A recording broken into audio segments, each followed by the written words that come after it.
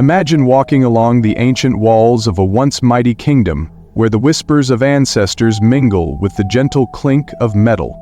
In a land where the air was thick with the scent of earth and the vibrancy of life, master artisans worked by the flickering light of oil lamps, forging bronzes that not only glimmered in the firelight, but also held the stories of kings, warriors, and gods. Now, centuries later, these exquisite creations, steeped in glory, mystery, and sorrow, lie scattered across distant lands. Their silent presence beckons you to unravel the tale of a people whose legacy was almost lost to time.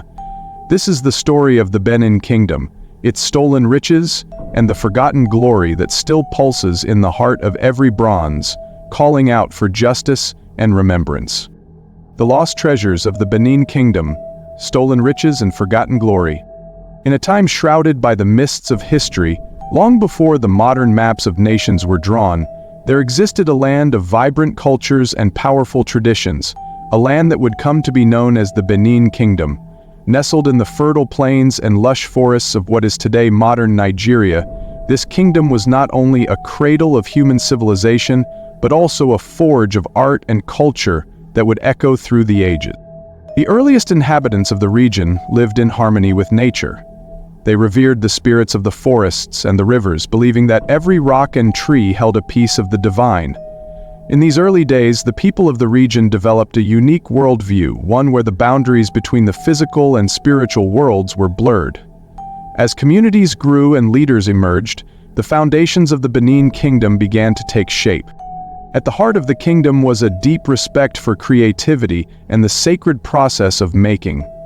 Artisans, revered for their skill and wisdom, were considered conduits between the gods and the people. They worked with passion and precision, using techniques passed down through generations to create objects that were more than mere decorations. They were living records of history, power, and belief. By the time the kingdom was firmly established, its people had already developed remarkable skills in metallurgy and sculpture. Even the simplest tools and ornaments reflected an understanding of nature's beauty and the eternal spirit of their land. The artistic expressions of these early days, though primitive by later standards, set the stage for what would become the golden legacy of the Benin Bronzes, a flourishing civilization. As centuries passed, the Benin Kingdom blossomed into one of the most influential and sophisticated states in West Africa. The rulers, known as Obas, wielded power with a blend of divine right and democratic consultation from councils of elders and craftsmen. Under their leadership, the kingdom thrived economically, politically, and culturally. Trade routes crisscrossed the region, and the kingdom became a hub for exchanging not only goods but also ideas and traditions. People traveled from distant lands to witness the splendor of the Benin court, where art, music, and dance were not just entertainment, but a form of storytelling that honored the ancestors. It was during this period that the art of bronze casting reached its zenith. The techniques perfected by the Benin artisans allowed them to create intricate sculptures and plaques that were both beautiful and symbolic. Each piece of bronze was a narrative in metal, a depiction of historical events, royal decrees, mythological stories, and the everyday lives of the people. The art of bronze casting was a secret closely guarded by the guilds of artisans. Passed down from master to apprentice, this craft was more than just a technical skill. It was a sacred tradition.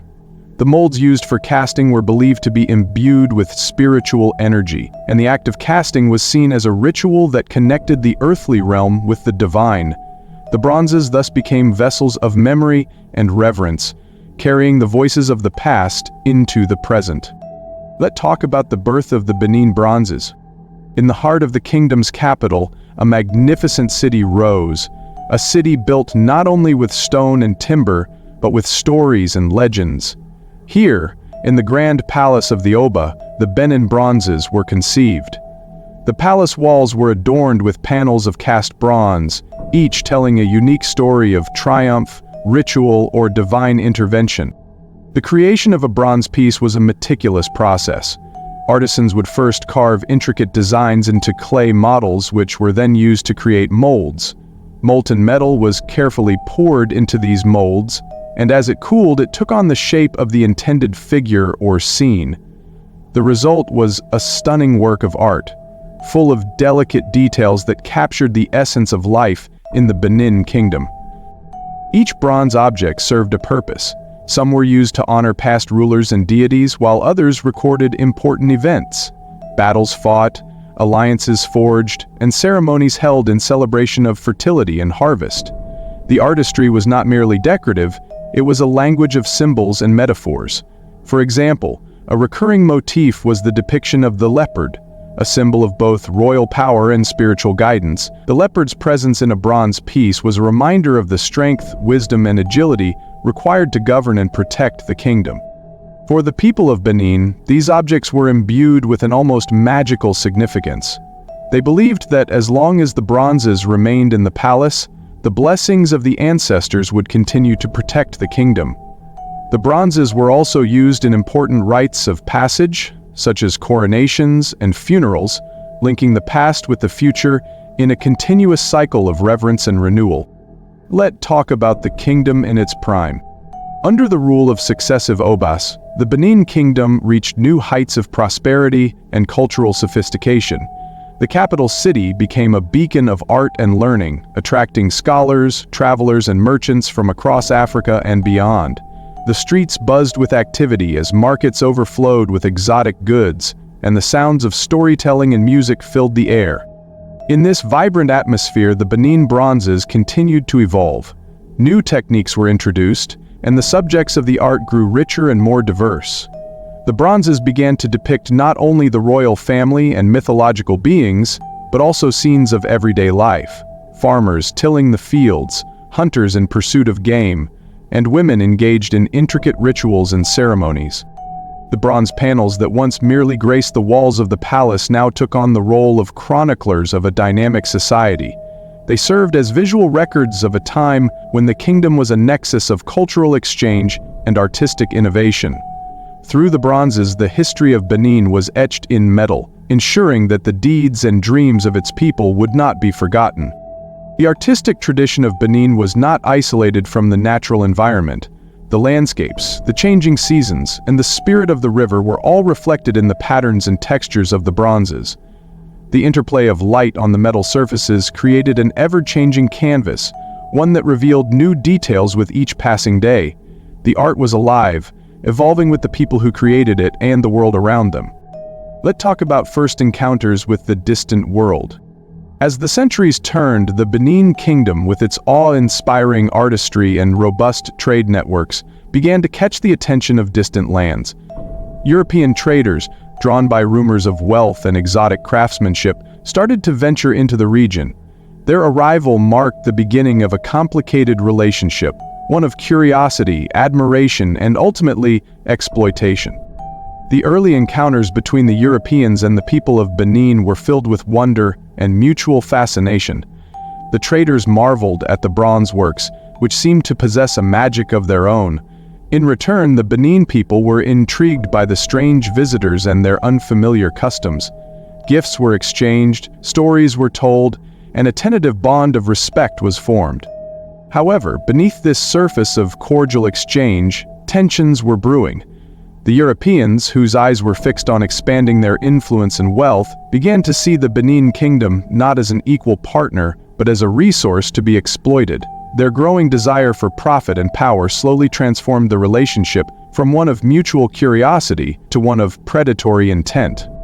The first written accounts by European visitors painted a picture of a magnificent yet enigmatic civilization. They described the elaborate ceremonies in the palace, the disciplined society, and the astonishing artistry of the bronze works.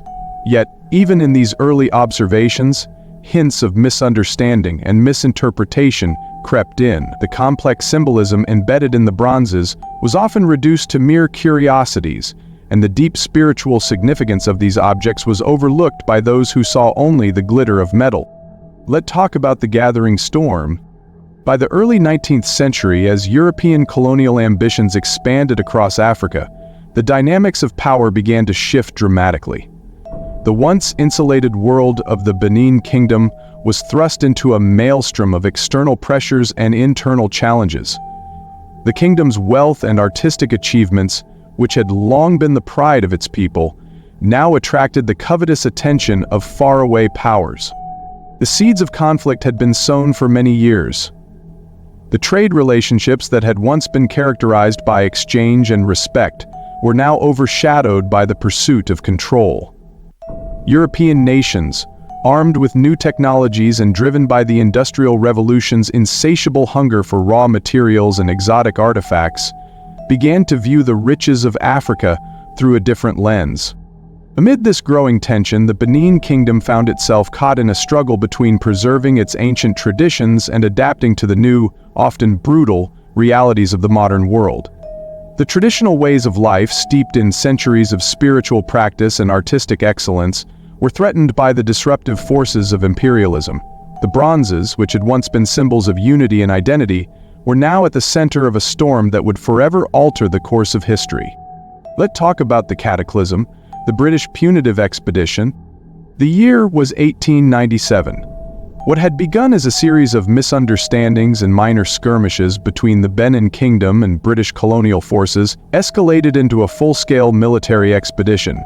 Known as the British Punitive Expedition, this campaign was a watershed moment, a cataclysm that not only brought about the downfall of the Benin Kingdom, but also triggered the dispersal of its most sacred treasures. In a short span of brutal confrontation, the well-organized forces of the British overwhelmed the defenders of Benin.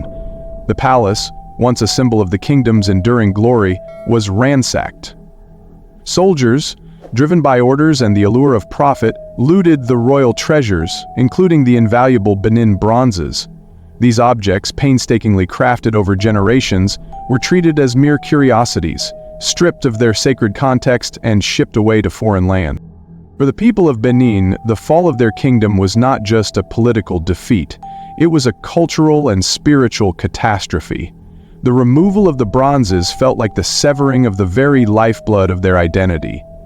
In the aftermath of the invasion, stories spread among the survivors, tales of how the great works of art were stolen under the cover of darkness, disappearing into the unknown corners of the world. These stories, passed down orally from one generation to the next, became a powerful symbol of loss, injustice, and the enduring hope for restitution.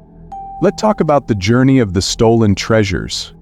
Once removed from their homeland, the Benin Bronzes embarked on a long and mysterious journey across continents. In European museums and private collections, they were paraded as masterpieces of art, admired by collectors and scholars.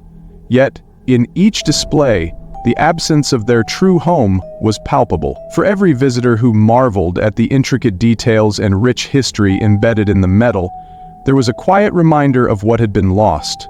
A part of a living culture, ripped away by the tide of colonial exploitation. The Bronzes found themselves in a new context, one that stripped away much of their meaning. No longer were they part of a vibrant ritual or a sacred lineage. Instead, they became relics of an exotic past, prized for their aesthetic beauty, but divorced from their spiritual origins. In Europe and America, the Bronzes were studied, copied, and celebrated. Yet as their fame grew, so did the murmur of dissent among those who remembered the injustice of their removal. In small circles, scholars and activists began to speak out, questioning the morality of displaying objects that were, at their heart, stolen heritage. They argued that the Bronzes were not mere artifacts but the living memory of a people, and that their dispersal had inflicted wounds that spanned generations. Their calls for repatriation sparked debates that continue to this day, a debate about history, ownership, and the meaning of cultural legacy. Let's talk about the echoes of memory in modern times. Over a century has passed since the British punitive expedition, yet the legacy of that fateful time continues to cast a long shadow. Today, the story of the Benin Bronzes is one of both triumph and tragedy. On one hand, these masterpieces have achieved global recognition as icons of artistic excellence. On the other, their displacement has become a symbol of cultural theft, a reminder of the darker chapters in the history of colonialism. In modern times, efforts to reclaim the lost treasures have gained momentum.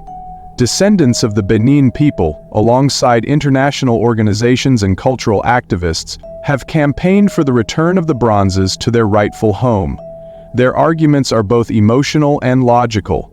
The bronzes belong to the history and soul of the Benin Kingdom, and only by returning them can a measure of justice be restored. Exhibitions and academic conferences have brought renewed attention to the issue, sparking dialogue among curators, historians, and policymakers worldwide.